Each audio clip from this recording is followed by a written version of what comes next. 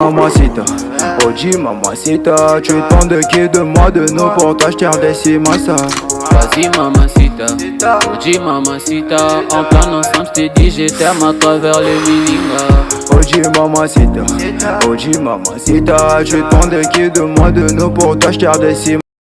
L'Agence congolaise de prestations et services SARL, la solution rapide pour toute activité des transactions immobilières en République démocratique du Congo.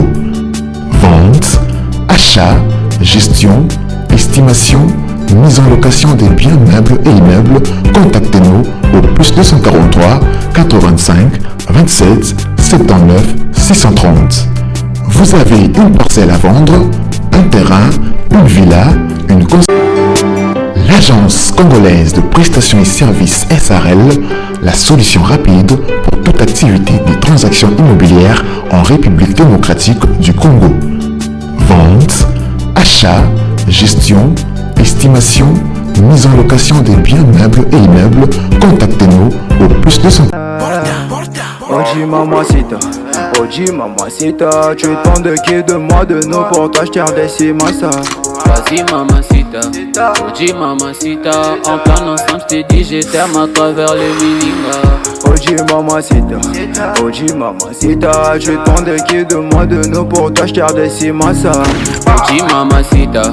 Oji mamacita, en plan ensemble j't'ai dit je t'aime à travers le milinga. Quand je pense à toi, je suis pas allé, je suis BG encore. Tu t'en fous de mes reproches et de mes erreurs qui sont moches. La bonne j'arrange mes souvenirs dans la je deviens rail. Quand je suis dans le Mbote libota na ngai mbote na biso. Sengo mingi ya ko présenter biso lupango awa toza na avenue bomoni avenue ndenge za mouvementé ndenge makambo ezali lupango toye kotala yango na gauche na biso awa onyos bomona liboso awa yango nde toye kotala.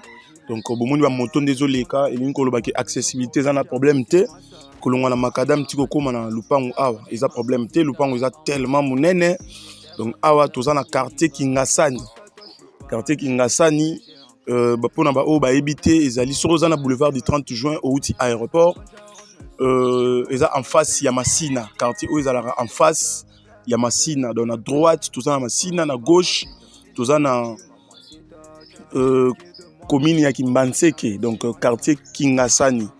Voilà un peu ndenge place lupango na biso o toye kotala ezali, donc eza na commune ya Kimbanseke.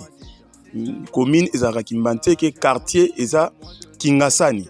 Donc voilà à tokoti na kata lupango yango lupango eza tellement monene nde bomona ki à partir à libanda lupango eza 20 mètres x 25 20 mètres x 25 na ebela banda ko eza na kati et koza eza na 1 2 3 4 5 7 portes à balocataire. Lupango yango eza vraiment monene nde na lobaki 20 mètres x 25 babandi yango $50,000 à discuter. Donc $50,000 à discuter. Possibilité à morcellement peut ezali parce que banda oyo ezala mutu o akolinga a modifier to mutu a rolinga abukanae ce n'est pas un problème mais lupango mobimba bachango $50,000 à discuter. Eza 20 mètres x 25. Possibilité à morcellement par D ezali pona ba o ba rozala intéressé ko 10 mètres x 25.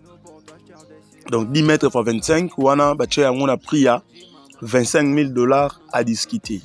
Na bande li lupango eza 20 x 25 na ba porte ba locataire onyos pomoni bandaku à modifier. Babandi yango $50,000 à discuter. Possibilité à morcellement ezali 10 mètres x 25, 10 mètres x 25 na prix à $25,000 à discuter. Donc voilà un peu ndenge position ya lupango na biso ezaleli. Dans le lupango eza na quartier Kingasani na commune ya Kimbanseke en face ya commune ya Masina. Référence ezali arrêt commune ya Kimbanseke o ezaka na boulevard wana so komi wana olobika na bato moto ba mema yo ti place lupango ezali. Donc la preuve que air tournet to kota na lupango to monaki ba moto ezoleka biso liboso wana mutuka eza libanda wana. Donc voilà un peu place lupango na biso ezali. Bonne chance à tout le monde.